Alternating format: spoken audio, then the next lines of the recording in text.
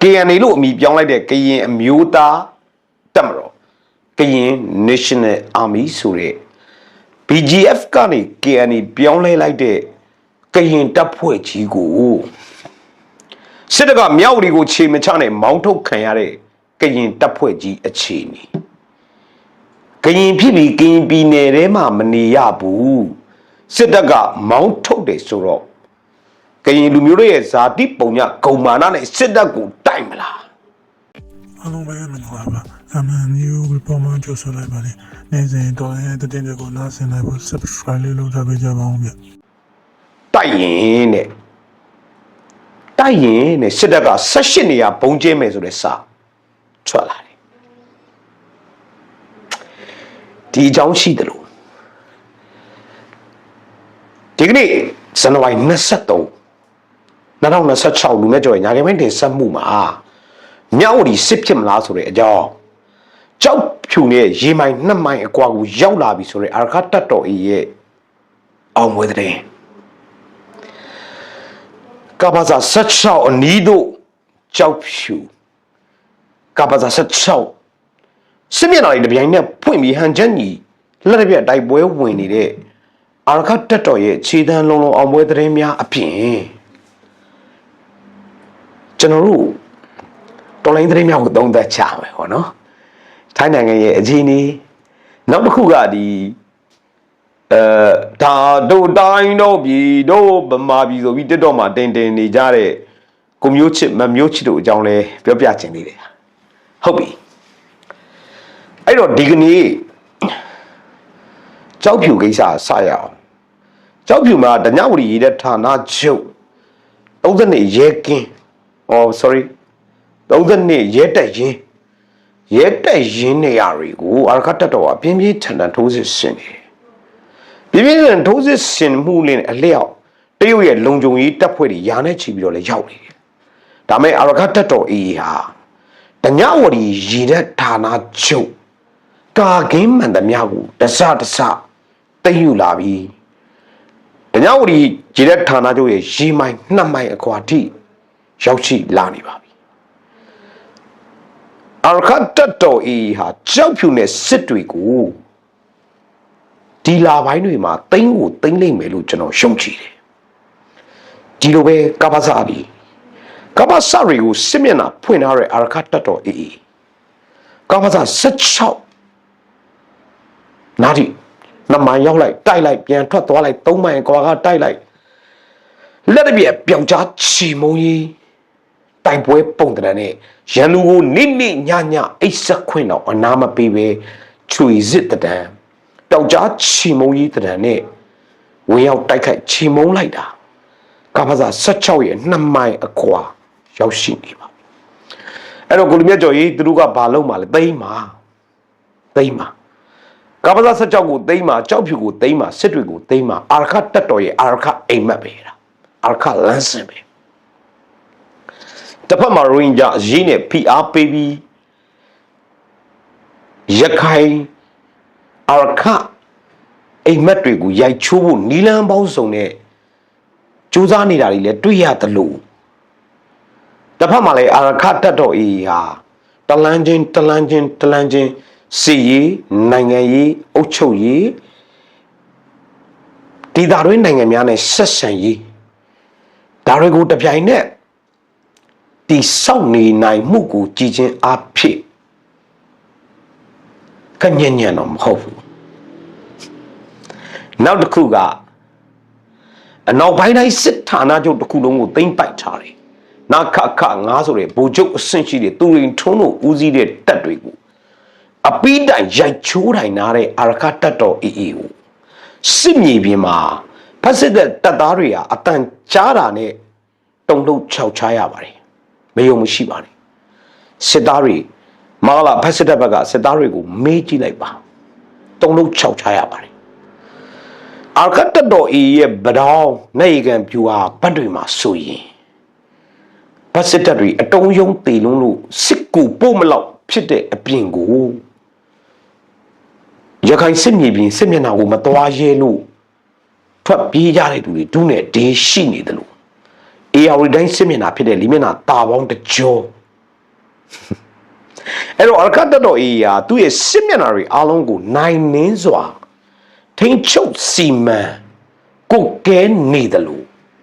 စီးဆိုင်ရာအောင်မြင်မှုတွေကိုလည်းတဆင့်ချင်းတိုက်ခိုက်နိုင်တာတွေ့ရတယ်။တစ်ဖက်မှာလည်း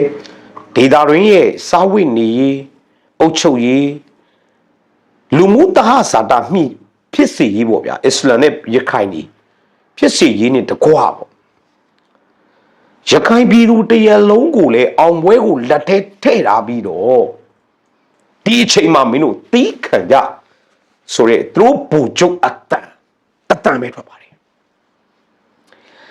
ဒါကျွန်တော်မြန်မာຫນွေဦးတော်လန်ရေးရဲ့ပမာတက်တွေအတူယူရမယ်ကိစ္စပါသင်ခန်းစာယူရမယ်ကိစ္စပါရခိုင်လူတို့ဟာသူ့ဘူချုပ်ထုံးမြတ်နိုင်ယုံတယ်ဒီယုံကြည်မှုကပဲအာခတ်တတော်အေးရဲ့အောင်ဝဲကိုရယူစေနိုင်တာဖြစ်ပါတယ်ယုံကြည်တဲ့အဖြစ်ကိုးစားတယ်လေးစားတယ်အာခတ်အိမ်မက်ဖို့ဆောင်သူအဖြစ်မျိုးသားကောင်းဆောင်တယောက်ဆင့်တော်တဖြည်းဖြည်းရောက်ရှိလာနေပြီအဲ့တော့သူတို့ဘူချုပ်တခွန်းဆိုရင်တခွန်းပဲဗျာစောရကမတက်ယုံကြည်လေးစားမှုဟာအသက်ကိုဟာပိတ်ရဝတ်ပါတယ်အဲ့တော့ကျွန်တော်တို့ဗမာတက်တွေဗမာတော်လိုင်းအင်အားစုတွေပြည်သူတပ်ဖွဲ့ဝင်ချင်းချင်းရန်သူကတော့လေးစားရတဲ့သူမျိုးတွေဖြစ်ဖို့လိုပါတယ်ပြည်သူလူထုကမယုံကြည်မလေးစားအားမကိုးရင်ကျွန်တော်တို့လုံသမျှတဲတဲရှိသွန်းတယ်လို့ဖြစ်ပါမယ်ပြည်သူလူထုယုံကြည်မှုအတွက်တပ်ဖွဲ့ဝင်အချင်းချင်းယုံကြည်မှုအတွက်တော်လှန်ရေးဘတ်တော်သားအချင်းချင်းယုံကြည်မှုအတွက်လူမဂရိမင်းမသစ္စာမပြောနိုင်မလုံနဲ့မလုံနိုင်ရင်မပြောနဲ့လုံနိုင်တယ်လို့ပဲပြောဖင်မနိုင်ပဲပေးကြည့်ရင်မစားနဲ့ဒီညမစကားပုံလေးတွေကျွန်တော်တို့ကြားဘူးကြပါပါအဲ့တော့ဒီကာလမှာပကဖရီရဲ့တည်င်းတွေပကဖတွေကိုဘုံကျဲလို့ပကဖအပေါင်းမြောက်များစွာတေဆုံးတဲ့တည်င်းတွေလည်းကျွန်တော်တို့ကြားရတယ်လို့တစ်ဖက်မှာပကဖတွေကဒေသခံတွေကိုနှိပ်စက်တဲ့တည်င်းတွေဒါတွေအများကြီးကြားနေရတယ်ဒါအပြင်မှာကျွန်တော်စီကိုပေးပို့တဲ့တရင်အမြောက်အများလဲရှိတယ်ဗျဆိုတော့ကကျွန်တော်တို့အတူယူရမယ့်ကိစ္စတွေကတော့ခေါင်းဆောင်စီးဆိုင်ရာခေါင်းဆောင်လိုအပ်ချက်နဲ့နိုင်ငံရေးဆိုင်ရာခေါင်းဆောင်လိုအပ်ချက်ဖြစ်ပါတယ်စီးဆိုင်ရာခေါင်းဆောင်ကစစ်ပွဲကိုစစ်ပွဲနဲ့တူအောင်တိုက်နိုင်ပြီးနိုင်ငံရေးဆိုင်ရာခေါင်းဆောင်ကပြည်သူလူထုနဲ့တသားတည်းရှိနိုင်မဲ့အခြေအနေမျိုးတရက်ကိုတော့လက်ရှိຫນွေဦးတော်လှန်ရေး9နှစ်ပြည့်ဖို့ရပိုင်းအလိုမှာသင်္င်ရှာဘွားကြီးပေါ်လာနေပါတယ်တပေါင်းစုမှအောင်ဝဲခံမယ်တပေါင်းစုနဲ့အောင်ဝဲကိုရယူမယ်ဒီသတင်းတွေလည်းအားလုံးပြောလိုက်တောင်းတပြီးသားကိစ္စပြီဆိုတော့ထူထူတော့ပြောမနေတော့အဲ့တော့တပေါင်းစုရပါဗျာညီညွတ်ကြပါဗျာညီညွတ်ရင်နိုင်မယ်ပေါ့ဗျာနော်ချုပ်ပြောอ่ะ KNA အကြောင်းပြောမယ်မြောက်ဝတီမှာစစ်ဖြစ်မလားကဲမြောက်ဝတီမှာစစ်ဖြစ်မလားဇန်နဝါရီလ25ရက်နေ့တပတ်ခါပေါ့ဗျာ KNA ဗဒသိတက်လာတဲ့ကောင်တွေထွက်သွားစစ်တပ်ကမောင်းထုတ်ပါတယ် KNA ဆိုတဲ့ကရင်အမျိုးသားတပ်မတော်လို့အမည်နာမယူထားတဲ့ကရင်အမျိုးသားတပ်မတော်ကြီးကကရင်ပြည်နယ်ထဲမှာနေလို့မရဘူးဆိုတော့မြောက်ပြည်မှာသွားလို့မရဘူးဆိုတာတော့စစ်တပ်ဟာလူဘာဝတာဖြစ်ပါတယ်ဒီလူဘာဝမှုကိုပြန်တုံ့ပြန်နိုင်မလားဆိုတာကိုကျွန်တော်တို့လေ့လာသုံးသပ်ကြည့်ရအောင်အဲ့တော့လေ့လာသုံးသပ်မှုလေးမပြုတ်ခင်အတိတ်ကာလမဝေးသောစီကမြောက်ပြည်မြို့သိမ်းတိုက်ပွဲကြီးအကြောင်းပြန်ပြောကြည့်ရအောင်မြောက်ပြည်မြို့သိမ်းတိုက်ပွဲကြီးမှာ PDF တွေနဲ့KNL ပူအောင်တက်တွေဟာခလာရနှစ်ခုငါမြောက်ပြည်မြို့ဆောင်တက်အနီးကိုရောက်ရှိပြီးအခွန်အတိုင်းဖြစ်သွားပြီသိမ်းပိုက်လိုက်ပြီဆိုတဲ့အခြေအနေဖြစ်သွားပါပြီမြောက်ပြည်ရဲ့ ကာဝင်းဒီမှာရှိတဲ့ခလိုက်ရနှစ်ခုငါမြောက်ရီရဲ့ကုံသွေးရေးစခန်းဒီမြောက်ရီတစ်မျိုးလုံးနှီးပါလွှမ်းမိုးထိန်ချုပ်ထားနိုင်တဲ့အခြေအနေမှာခလိုက်ရနှစ်ခုငါကမလာရဲ့အကြမ်းဖက်တပ်သားတွေဟာအမှတ်နဲ့တရားအောက်တိုင်းမြန်မာပိုင်တဲ့နေချာခြံစည်းရိုးဝင်းထဲမှာထွက်ပြေးတိမ်းရှောင်နေခဲ့ရတဲ့အခြေအနေဖြစ်ပါတယ်အဲ့တော့အဲ့ဒီကာလမှာကျွန်တော်မြောက်ရီကိုရောက်ခဲ့ပါတယ်မြောက်ရီကိုရောက်ခဲ့ပြီးတော့မြောက်ရီအမှတ်နဲ့တရားကုံသွေးရေးစုံမဟုတ်ဘူးဒီပေါ့ border line တရားခြံစည်းရိုးဝင်းပေါ့ကားတွေရက်တဲ့နေရာပေါ့ဗျာကွန်တိန်နာကားတွေဟိုဘက်ဒီဘက်အဝင်ထွက်ရက်တဲ့နေရာဝင်းကိုကျွန်တော်ကားနဲ့ပတ်သွားကြည့်ပါတယ်အဲ့ဒီမှာနားနေဆောင်ပေါ့ဗျာကားသမားနားနေဆောင်ထဲမှာမလာကျမ်းဖတ်စစ်တဲ့စစ်သားတွေဟာတိတ်ဒီကာပြီးကုံချောင်းနဲ့နောက်ကျောမလုံတဲ့အချိန်ကြီးတွေ့ရပါတယ်အကြောင်းကြီးကြောက်နေပါတယ်အဲ့ဒီဝင်းရဲ့ဘေးမှာကားလမ်းကြီးတစ်ခုရှိတယ်နော်မြောက်ရီမြို့သားတွေသိတယ်အဲ့ဘေးမှာကရုံချင်းတူးစရာမလိုတော့အောင်မြောင်းကြီးရှိတယ်ဒါပေမဲ့ကျွန်တော်တို့မြောက်တွေကိုပြန်ပေးလိုက်ရပါတယ်။ဘာကြောင့်လဲ BGF လက်ရှိ KND တစ်ဖြစ်လဲ BGF ရဲ့အကာအကွယ်အဆောင်ရှောက်တွေနေပေါ့ဗျာ။ဘလို့ဒီညှိပြီးဘလို့ဒီဖြစ်ပြီးတော့မသိဘူး KNL နဲ့ PDF တွေပြန်ထွက်ခွာသွားရတယ်။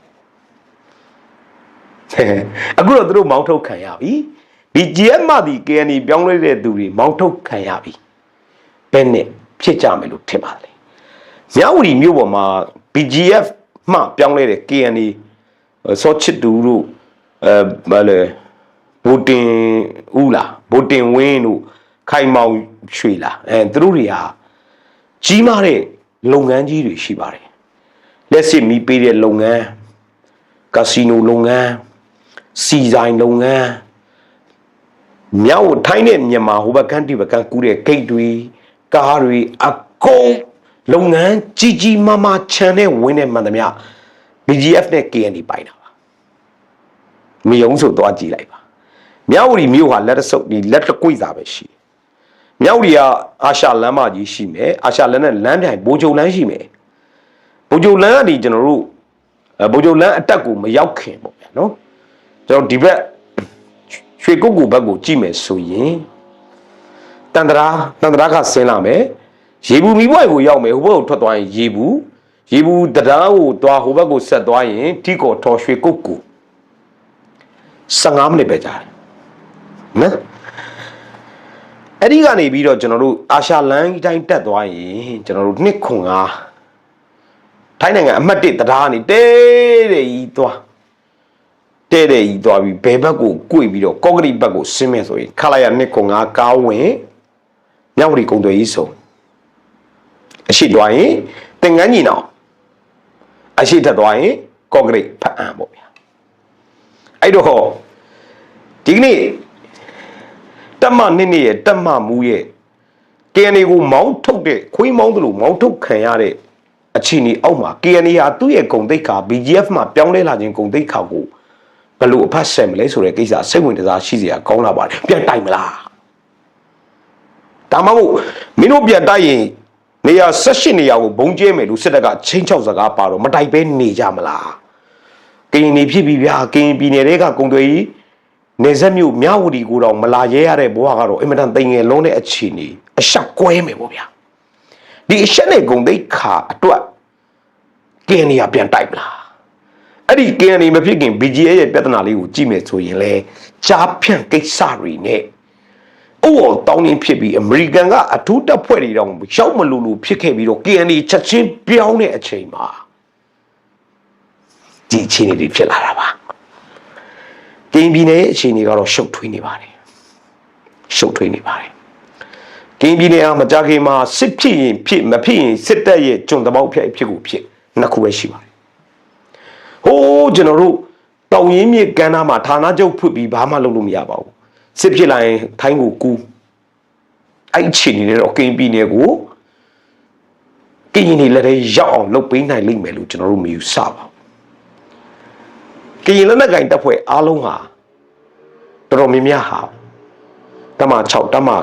9သူတို့ကတောင်ရင်းမြစ်ကမ်းနားဘေးမှာဌာနချုပ်ဖွင့်ထားရတာပါညန်ကြီးငူ မဲတော်ကြပြီးတဲ့နောက်ပိုင်းမှာစီရေးရတက်ရှုသွေးခွဲခံရပြီးက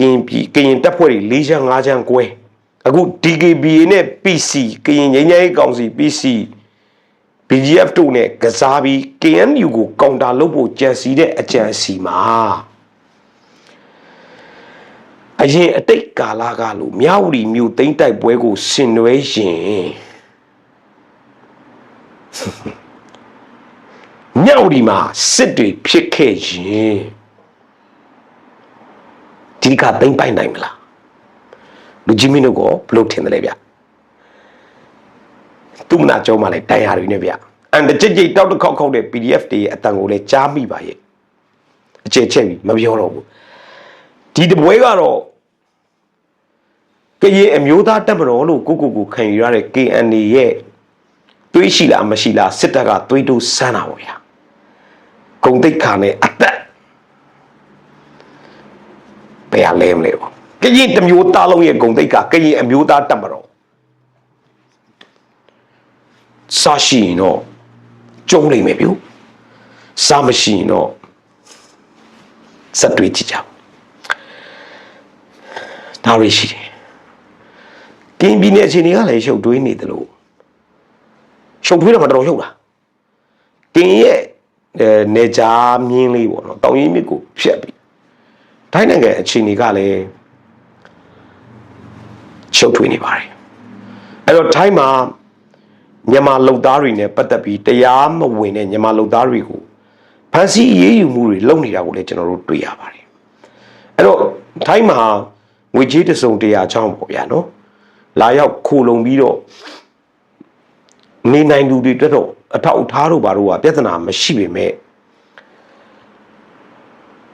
ထိုင်းကိုပေါ်တာဆွဲလို့အကြောင်းမျိုးမျိုးကြောင့်ခိုးလန်းတွေကလာပြီးအလုံးလုံးကန်ရတဲ့လူတွေသူတို့ပြဿနာရှိနေတယ်အလုံသမားတွေမှာပြဿနာရှိနေပယံဆိုင်တွေကအလုံသမားတွေပြောင်းကင်းတွေကအလုံသမားတွေသူတို့မှာပြဿနာရှိနေသူတို့ဖိနှိပ်ခံနေရတယ်ဖိနှိပ်ခံရတာဘာနဲ့ဖိနှိပ်ခံရတာလဲဆိုတော့ဥပဒေနဲ့ဖိနှိပ်ခံရတာလဲရှိတယ်လို့ကိုယ်နိုင်ငံရဲ့ဗမာနိုင်ငံကကောင်းလေတန်ယုံဆိုတဲ့ကောင်အခွန်ကောက်စားပြီးကိုယ်နိုင်ငံပြည်သူကိုဥပဒေအရအကာအကွယ်မပေးနိုင်မှုအခြေအနေဟာလေ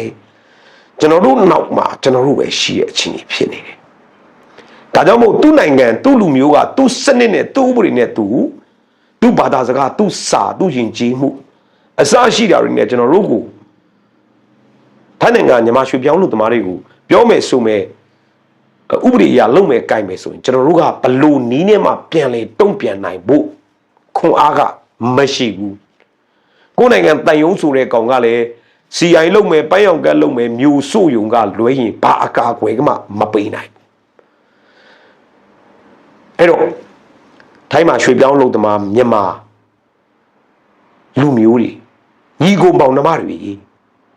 အန်ချိတ်လိုက်ပါဒီခံပေးပါဒါရီယာတမိုင်းမှာနှလုံးသားထဲမှာမှတ်သားထားပါဒီချိန်မှာတုံးမှာအင်အားမရှိဘူးအရှိတရားတိုင်းသုံးသပ်ပြီးတော့အကောင်းဆုံးနေထိုင်မှုပုံစံနဲ့နေထိုင်ပြီးရှင်းတန်းအောင်နေပါမှတ်သားထားပါကြိုးစားပါစင်းရဲမွေးတေမှုနဲ့တပြိုင်နက်ဖြစ်ပွားလာတဲ့စင်းရဲမွေးတေမှု equal to ရာဇဝတ်မှု crime ရဲ့ကိုစိုးလူရဲ့လူတရားစင်းရဲလာရင်မွဲတေလာရင်ရာဇဝတ်မှုတွေများများကျူးလွန်လာတတ်တယ်ဆိုတဲ့ကိစ္စကျွန်တော်ရှင်းပြလဲအများဆုံးသိကြမှာပါဝင်ငွေထွက်ငွေမပြတာဘူးအကျွေးတွေတင်လာတယ်ကိုယ့်အိမ်ကမိသားစုတည်းရောက်နာမချမ်းဖြစ်တယ်အရေးပေါ်ဖြစ်တယ်ဆိုရင်စောင်းဝိနေချက်တဲပြီးစင်းရဲမွဲတေတာနဲ့အမျှရာဇဝတ်မှုတွေအများအပြားပေါ်ပေါက်လာတယ်ဆိုတဲ့အခြေအနေဒါတွေကိုသိရှိပြီးသားဖြစ်တဲ့အတွက်တိုင်းပြည်ကဆင်းရဲနေတယ်မာလာဖက်စစ်တပ်ပြည်သူကိုအကာအကွယ်မပေးနိုင်ဘူးဆိုတာထိုင်းနိုင်ငံမှာဖြစ်ပေါ်နေတဲ့အခြေအနေတွေကိုထင်ထင်ရှားရှားကြည့်ရင်သိနိုင်တယ်သူတစ်ပါးနိုင်ငံသားကဘာဖြစ်တယ်ညာဖြစ်တယ်ဘာပြောတယ်ညာဆိုတဲ့ကိစ္စအဖြစ်သွားတင်လို့မရဘူး ကျွန်တော်တို့နိုင်ငံတုန်းကရောမဘာသာတို့ရဲ့ဘုံကြီးတစုဘာသာကြားတွေပေါ်မတ်မိုင်ရိုင်းမီးရှို့ဖျက်ဆီးခဲ့ကြတယ်ဆဲဆူခဲ့ကြတယ်စော်ကားခဲ့ကြတယ်လူယုံမာတွေလောက်တာကြောင့်ကျွန်တော်တို့တိုင်းပြည်ဟာမျက်နှာငယ်ရတယ်ဂုဏ်သိက္ခာမဲ့ရတယ်ကျွန်တော်တို့နိုင်ငံသားတွေကမ္ဘာအနှံ့မှာကျွန်ထွက်ခံနေရတယ်လို့နိုင်ငံတွင်းမှာလည်းကျွန်ဖြစ်နေတယ်ကျွန်နေမကတပေါက်ပါဖြစ်နေတယ်ဒီအချိန်တွေအောက်မှာငါတို့ပါလို့ရမလဲဆိုတော့စိတ်အေးထားပါအခက်အခဲမှတ်သမျှကိုရင်ဆိုင်ဖြေရှင်းပါဖြစ်လာသမျှတွေအကောင်းဆုံးဉာဏ်ပါပါနဲ့ဖြေရှင်းပြီးလက်ရှိအခက်ခဲတွေကိုကျော်လွှားကြမယ်လက်ရှိအခက်ခဲတွေကိုကျော်လွှားပြီးတော့မှသာလေကျွန်တော်တို့ရဲ့ညှို့လေးနဲ့အနာဂတ်ပန်းတိုင်ဖြစ်တဲ့အားလုံးအသစ်နိုင်ငံအသစ်စနစ်အသစ်အုပ်ချုပ်မှုအသစ်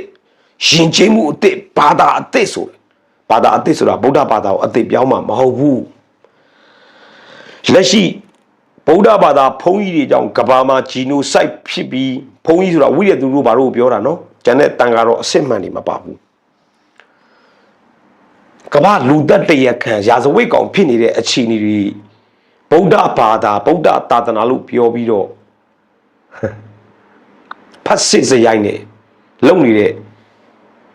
ဘာသာရေးလွှမ်းမိုးမှုအသစ်ပုံစံတစ်ခုလို့ကျွန်တော်ပြောချင်တာယဉ်ကျေးမှုအသစ်ကဘာလဲဆိုတော့အခုဗမာနိုင်ငံမှာအချင်းစာရိတ္တတွေပြတ်ကုန်စီးပွားရေးကမပြေလေတော့ကြော်မယ်ခွမယ်အလေးခိုးမယ်စီခိုးမယ်တိုင်းနိုင်ငံမှာတော့လုံးဝမရှိဘူးတိုင်းနိုင်ငံမှာအလေးမခိုးဘူးဘယ်စီဆိုင်တော့စီမခိုးဘူးအချင်းစာရိတ္တကျွန်တော်နိုင်ငံရဲ့စာရိတ္တအမျိုးသားယဉ်ကျေးမှုသရုပ်လက္ခဏာကြီးကအဆက်ဆက်သောစစ်တပ်ရဲ့ဖျက်ဆီးမှုကြောင့်ပျက်စီးကုန်ကြပြီဒါတွေအသစ်လုပ်ရလိမ့်မယ်နိုင်ငံသစ်လူမျိုးအသစ်ဘယ်လိုလူမျိုးလဲဖက်ဒရယ်နိုင်ငံသားတွေငါတို့အားလုံးမြန်မာနိုင်ငံသားတွေကျွန်တော်တို့နိုင်ငံသစ်ကိုစနစ်သစ်နဲ့ချီတက်ဖို့အတွက်လောက်ရမှာတစ်ခုပဲရှိတော့တယ်စစ်တပ်ကိုနိုင်အောင်တိုင်းမရပဲမနိုင်ရင်ခင်ဗျားတို့ကျွန်တော်တို့လူဘဝမှာလုံးဝလူရမဝင်တဲ့လူမျိုးအဖြစ်နဲ့ရောက်လေရာမှာမျက်နာငယ်ငယ်ဂုံတိတ်ခါမိမ့်တဲ့အခြေအနေကိုရင်ဆိုင်ရလိမ့်မယ်ဖုန်းလေးတကက်ရှိလို့တစ်တော့အကောက်ဖွင့်ပြီးဒါတူတိုင်းတို့ပြီးတို့ပမာပြီးလုံနေတဲ့အားလုံးကျွံဖြစ်ပြီးတပေါက်ဘဝတောင်ဆိုတဲ့အခြေအနေကိုရောက်နေတယ်ဆိုတာခင်ဗျားတို့ကလူများကြောချက်တတိပေးနေပါတယ်